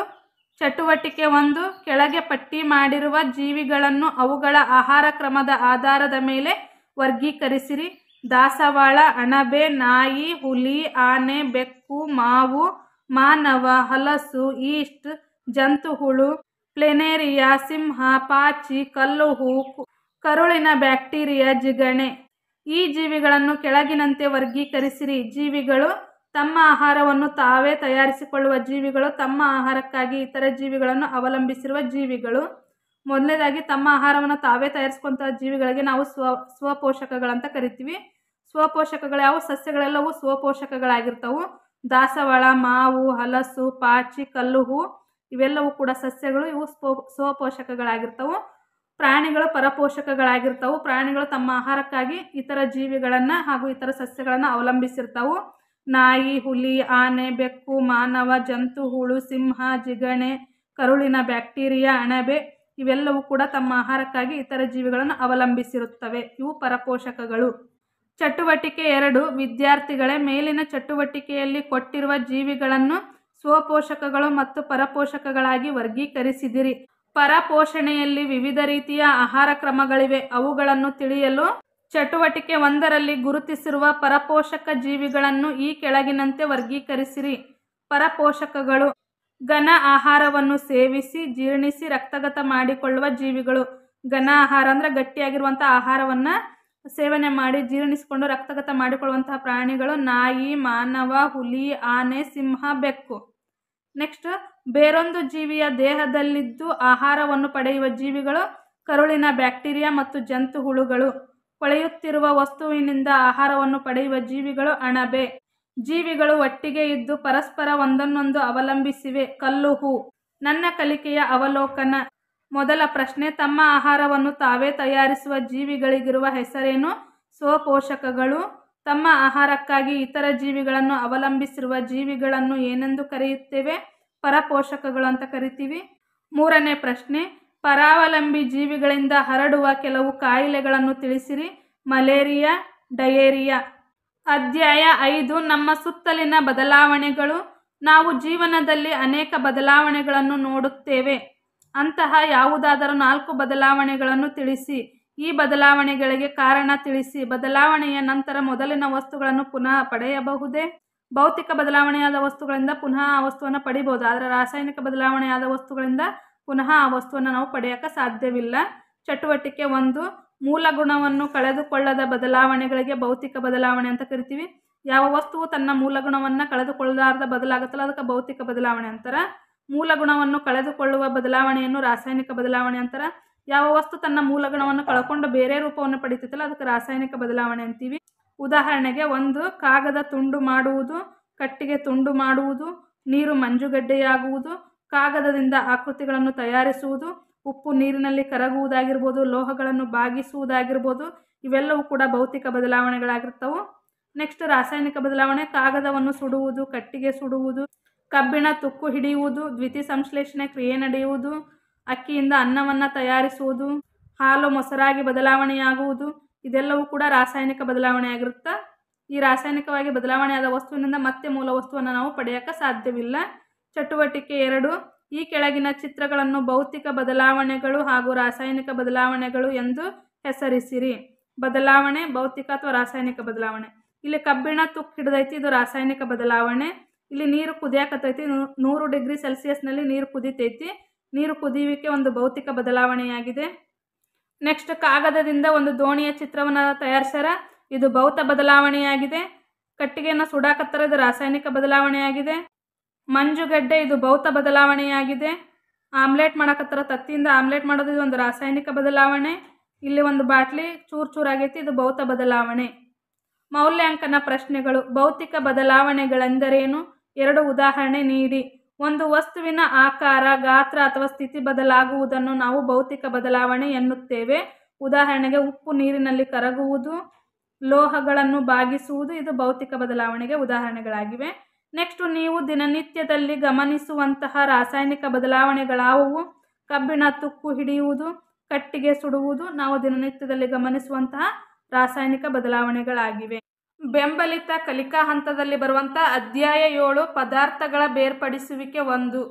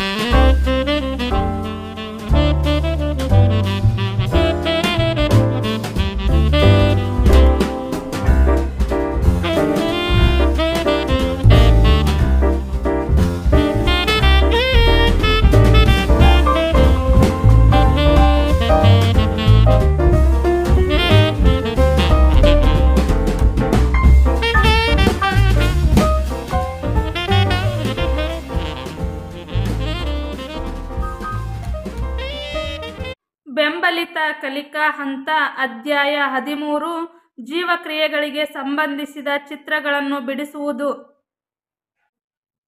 ಇದು ಹೃದಯದ ಚಿತ್ರ. ಊರ್ಧ್ವ ಅಭಿಧಮನಿ, ಮಹಾ ಅಪಧಮನಿ, ಬಲ ಹೃತ್ಕರ್ಣ, ಎಡ ಹೃತ್ಕರ್ಣ, ಬಲ ಹೃತ್ಕಕ್ಷಿ, ಎಡ ಹೃತ್ಕಕ್ಷಿ, ಅಭಿಧಮನಿ, ಅಪಧಮನಿ. ಹೃದಯದ ಚಿತ್ರವನ್ನು ಇಳಿಸಿ ಭಾಗಗಳನ್ನು ಗುರುತಿಸ್ಯಾರ. ಹೃದಯ, ರಕ್ತನಾಳ, ವಿಸರ್ಜನಾಂಗ ವ್ಯೂಹ.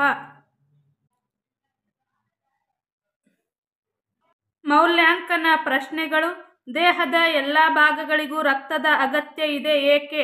ರಕ್ತವು ಆಮ್ಲಜನಕ ಮತ್ತು ಪೋಷಕಾಂಶಗಳನ್ನು ಹೊಂದಿದ್ದು ದೇಹದ ಎಲ್ಲ ಭಾಗಗಳಿಗೂ ಅದನ್ನು ಸಾಗಿಸುತ್ತದೆ ಮತ್ತು ತ್ಯಾಜ್ಯ ವಸ್ತುಗಳನ್ನು ಹೊರಹಾಕಲು ಸಹಾಯ ಮಾಡುತ್ತದೆ. ಹೃದಯದ ಕಾರ್ಯವನ್ನು ವಿವರಿಸಿ. ಹೃದಯವು ದೇಹದ ಎಲ್ಲ ಭಾಗಗಳಿಗೂ ಕೂಡ ಆಕ್ಸಿಜನ್ ಯುಕ್ತ ರಕ್ತವನ್ನು ದೇಹದ ಎಲ್ಲ ಭಾಗಗಳಿಗೆ ಸಾಗಿಸುತ್ತದೆ, ತ್ಯಾಜ್ಯಗಳನ್ನು ಹೊರಹಾಕಲು ಸಹಕರಿಸುತ್ತದೆ. ಅಧ್ಯಾಯ 14 ಸಸ್ಯಗಳಲ್ಲಿ ಸಂತಾನೋತ್ಪತ್ತಿ. ಚಟುವಟಿಕೆ 1. ಈ ಮುಂದಿನ ಕೋಷ್ಟಕದಲ್ಲಿ ನೀಡಿರುವ ಚಿತ್ರಗಳನ್ನು ಗಮನಿಸಿ ಸಂತಾನೋತ್ಪತ್ತಿ ವಿಧಾನವನ್ನು ಹೆಸರಿಸಿ. ಕ್ರಮ ಸಂಖ್ಯೆ. ಚಿತ್ರ: ಸಂತಾನೋತ್ಪತ್ತಿಯ ವಿಧ: ಮೊಗ್ಗುವಿಕೆ, ತುಂಡಾಗುವಿಕೆ, ಪರಾಗಸ್ಪರ್ಶ, ಮೊಗ್ಗುವಿಕೆ, ಬೀಜದ ಉತ್ಪತ್ತಿ. ಚಟುವಟಿಕೆ 2. ಹೂವಿನ ನೀಳಛೇದದ ಅಂದವಾದ ಚಿತ್ರವನ್ನು ಬರೆದು ಭಾಗಗಳನ್ನು ಗುರುತಿಸಿ. ಹೂವಿನ ನೀಳಛೇದದ ಒಂದು ಚಿತ್ರ: ಶಲಾಕಾಗ್ರ, ಶಲಾಕನಳಿಕೆ, ಪುಷ್ಪದಳ, ಅಂಡಾಶಯ, ಪುಷ್ಪಪತ್ರ. ನನ್ನ ಕಲಿಕೆಯ ಅವಲೋಕನ. ಮೊದಲ ಪ್ರಶ್ನೆ: ಲೈಂಗಿಕ ಮತ್ತು ಅಲೈಂಗಿಕ ಸಂತಾನೋತ್ಪತ್ತಿ ಎಂದರೇನು? ಲೈಂಗಿಕ ಸಂತಾನೋತ್ಪತ್ತಿ ಪುರುಷ ಲಿಂಗಾಣು ಮತ್ತು ಹೆಣ್ಣು ಲಿಂಗಾಣುಗಳ ಸಂಯೋಜನೆಯಿಂದ ಹೊಸ ಸಸ್ಯ ಉತ್ಪತ್ತಿಯಾಗುತ್ತದೆ. ಅಲೈಂಗಿಕ ಸಂತಾನೋತ್ಪತ್ತಿಯಲ್ಲಿ ಎಲೆ, ಕಾಂಡ, ಬೇರು, ಕಾಯಜ ಸಸ್ಯ ಭಾಗದಿಂದ ಹೊಸ ಸಸ್ಯ ಉತ್ಪತ್ತಿಯಾಗುತ್ತದೆ. ಸಸ್ಯಗಳಲ್ಲಿ ಕಾಯಜ ರೀತಿಯ ಸಂತಾನೋತ್ಪತ್ತಿಯ ಅನುಕೂಲಗಳೇನು? ಬೀಜಗಳಿಲ್ಲದೆ ಹೊಸ ಸಸ್ಯಗಳು ಹುಟ್ಟುತ್ತವೆ. ವ್ಯಾವಹಾರಿಕ ಉತ್ಪನ್ನಗಳ ಬೆಳೆಯುವಿಕೆಗೆ ಅನುಕೂಲವಾಗಿದೆ. ಅಧ್ಯಾಯ 15 ಜೀವಿಗಳ ಲಕ್ಷಣಗಳು. ಚಟುವಟಿಕೆ 1. ಕೊಟ್ಟಿರುವ ಚಿತ್ರವನ್ನು ಗಮನಿಸಿ ಕೋಷ್ಟಕವನ್ನು ಪೂರ್ಣಗೊಳಿಸಿ. ಖಾಲಿ ಬಿಟ್ಟ ಸ್ಥಳದಲ್ಲಿ ಸಜೀವಿ ಅಥವಾ ನಿರ್ಜೀವಿ ಎಂದು ನಮೂದಿಸಿ ನಿಮ್ಮ ಆಯ್ಕೆಗೆ ಕಾರಣ ತಿಳಿಸಿ. ಕ್ರಮ ಸಂಖ್ಯೆ. ವಸ್ತುಗಳು: ಸಜೀವಿ ಅಥವಾ ನಿರ್ಜೀವಿ. ಕಾರಣ: ಇದು ಸಜೀವಿ. ಸಸ್ಯ ಸಜೀವಿಯಾಗಿರುತ್ತಾ. ಕಾರಣ: ಇದು ಉಸಿರಾಟ ಮಾಡುತ್ತಾ, ಬೆಳವಣಿಗೆ ಆಗುತ್ತಾ, ವಿಸರ್ಜನೆ ಆಗುತ್ತಾ, ಚಲನೆ ಆಗುತ್ತಾ. ಒಂದು ಭಾಗದಿಂದ ಮತ್ತೊಂದು ಭಾಗಕ್ಕೆ ಸಸ್ಯದ ಬೇರುಗಳಾಗಿರ್ಬೋದು, ಎಲೆಗಳಾಗಿರ್ಬೋದು, ಕೊಂಬೆಗಳಾಗಿರ್ಬೋದು ಬೆಳವಣಿಗೆ ಹೊಂದ್ತಾವೆ, ಚಲನೆ ಹೊಂದ್ತಾವು. ನೆಕ್ಸ್ಟ್ ಇದು ಒಂದು ಸಜೀವಿ ಅಮೀಬಾದ ಚಿತ್ರ. ಉಸಿರಾಟ ಮಾಡುತ್ತಾ, ಬೆಳವಣಿಗೆ ಆಗುತ್ತಾ, ಚಲನೆಯನ್ನು ಹೊಂದುತ್ತಾ. ಗಡಿಯಾರ ಒಂದು ನಿರ್ಜೀವಿ ವಸ್ತು. ಯಾಕದು ನಿರ್ಜೀವಿ ಅಂದ್ರೆ ಅಲ್ಲಿ ಉಸಿರಾಟ ಇರಂಗಿಲ್ಲ, ಬೆಳವಣಿಗೆ ಇರಲ್ಲ, ಚಲನೆ ಇರಂಗಿಲ್ಲ. ನೆಕ್ಸ್ಟ್ ಮೋಡ, ಮಳೆ ಇದು ಒಂದು ನಿರ್ಜೀವಿ. ಉಸಿರಾಟ ಇರುವುದಿಲ್ಲ, ಬೆಳವಣಿಗೆ ಇರುವುದಿಲ್ಲ. ನೆಕ್ಸ್ಟ್ ಇದು ಕೂಡ ಒಂದು ನಿರ್ಜೀವಿಯ ಚಿತ್ರ. ಇಲ್ಲಿ ಸೇಮ್ ಉಸಿರಾಟ ಇರಂಗಿಲ್ಲ, ಬೆಳವಣಿಗೆ ಇರೋದಿಲ್ಲ. ಚಟುವಟಿಕೆ 2. ಈ ಕೆಳಗೆ ಕೊಟ್ಟಿರುವ ಅ ಪಟ್ಟಿಯಲ್ಲಿನ ಜೀವಕ್ರಿಯೆಗಳನ್ನು ಬ ಪಟ್ಟಿಯಲ್ಲಿರುವ ಕಾರ್ಯಗಳೊಂದಿಗೆ ಹೊಂದಿಸಿ ಬರೆಯಿರಿ. ಅ ಪಟ್ಟಿ, ಬ ಪಟ್ಟಿ. ಬೆಳವಣಿಗೆ: ತೂಕ ಮತ್ತು ಗಾತ್ರದಲ್ಲಿ ಹೆಚ್ಚಾಗುವುದಕ್ಕೆ ನಾವು ಬೆಳವಣಿಗೆ ಅಂತ ಕರಿತೀವಿ. ಪ್ರಜನನ ಅಂದ್ರೆ ತನ್ನಂತಹ ಜೀವಿಗಳಿಗೆ ಜನ್ಮ ನೀಡುವುದು. ಕೋಶೀಯ ಸ್ವಭಾವ: ಜೀವಕೋಶಗಳಿಂದಾಗಿದೆ. ವಿಸರ್ಜನೆ: ತ್ಯಾಜ್ಯ ವಸ್ತುಗಳನ್ನು ದೇಹದಿಂದ ಹೊರಹಾಕುವುದು. ಉಸಿರಾಟ: ಉಚ್ಛ್ವಾಸ ಮತ್ತು ನಿಶ್ವಾಸ. ಚಟುವಟಿಕೆ 3. ಚಿತ್ರಗಳನ್ನು ನೋಡಿ ಕೊಟ್ಟಿರುವ ಪ್ರಶ್ನೆಗಳಿಗೆ ಉತ್ತರಿಸಿರಿ. ಈ ಚಿತ್ರದಲ್ಲಿರುವ ಜೀವಿಗಳ ದೇಹವು ಯಾವುದರಿಂದ ರಚಿಸಲ್ಪಟ್ಟಿದೆ? ಜೀವಕೋಶಗಳಿಂದ ರಚಿಸಲ್ಪಟ್ಟಿದೆ. ಒಂದು ಮನುಷ್ಯನ ಚಿತ್ರ, ಒಂದು ಸಸ್ಯದ ಚಿತ್ರ ಕೊಟ್ಟಾರ್ರಿ. ಚಟುವಟಿಕೆ 4. ಈ ಕೆಳಗಿನ ಚಿತ್ರಗಳನ್ನು ಗಮನಿಸಿ ಕೆಳಗಿನ ಪ್ರಶ್ನೆಗಳಿಗೆ ಉತ್ತರಿಸಿ. ಅ ಚಿತ್ರ, ಬ ಚಿತ್ರ. ಇದು ಪ್ರಾಣಿ ಜೀವಕೋಶದ ಚಿತ್ರ, ಇದು ಒಂದು ಸಸ್ಯ ಜೀವಕೋಶದ ಚಿತ್ರ. ನಾವು ಯಾರು? ನಮ್ಮಿಬ್ಬರನ್ನು ಗುರುತಿಸಿ ವರ್ಗೀಕರಿಸಿ ನಮ್ಮ ಹೆಸರುಗಳನ್ನು ಪ್ರತ್ಯೇಕವಾಗಿ ಬರೆಯಿರಿ.